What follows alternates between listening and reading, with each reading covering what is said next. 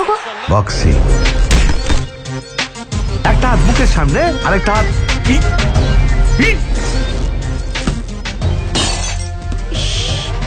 আর কতগুলো বাল্ব নষ্ট করবি বলতো? হ্যাঁ, যা বাইরে গিয়ে প্র্যাকটিস কর। ফেরার পথে আপনার ছেলেকে দেখলাম গ্লাভস পরে ফাইট করছে। খানিকক্ষণ দেখলাম ওকে আমি, মানে আমার ওকে দেখে মনে হয়েছে ওর ভেতরে একজন বক্সার লুকিয়ে আছে। আমি আপনার ছেলেকে কলকাতা নিয়ে যেতে চাই। ভারতবর্ষে বক্সিং প্রথম নিয়ে এসেছিলেন একজন বাঙালি, পরেশ লাল রায়। আমাকে যদি জিজ্ঞেস করিস তাহলে আমি বলবো আমি চাই একজন বাঙালি এই কলকাতা থেকে গিয়ে ওয়ার্ল্ড চ্যাম্পিয়ন হোক। কেরে রবি, ওয়ার্ল্ড চ্যাম্পিয়ন? একজন বাঙালি ওয়ার্ল্ড চ্যাম্পিয়ন, অ্যামেজিং। প্রশান্ত সিং এর ম্যাচটায় আপনি আমার একমাত্র সাপোর্টার ছিলেন। সেদিন আপনি এতটাই ভালো খেলেছেন যে আমি কি যে কেউ হলে আপনাকেই সাপোর্ট করতাম। জয়া তোমারি আঙুলে রোজ ফোটে ফুল সকালে। অপরেন্টকে জানো, নিয়ে দাঁড়িয়ে মুতিয়ে দেবে।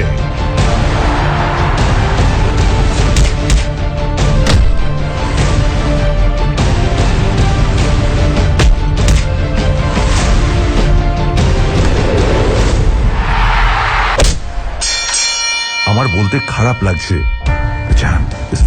ডাক্তার বললো আর আমি বক্সিং লড়বো না। আরে ওরা কি বোঝে বক্সিং? ওরা জানে বক্সিং কি হয়? শুধু প্যাশন দিয়ে আর অনেস্টি দিয়ে জেতা যায় না। কপাল কপাল।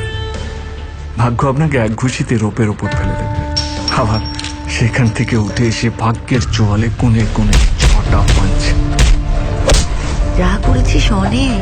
আমি যখন লাগদার রাস্তা দিয়ে হাঁটি, লোকে আমাকে আঙুল দেখিয়ে বলে ওই যে শিবার মা যাচ্ছে।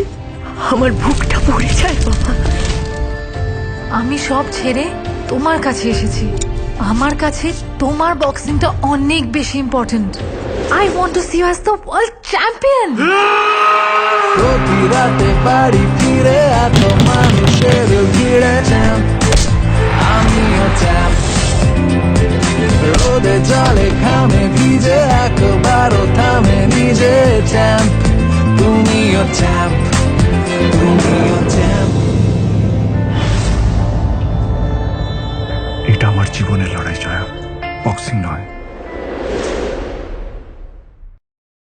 Hi friends, please subscribe to our official YouTube channel and don't forget to click the notification bell icon to stay tuned with our champ updates.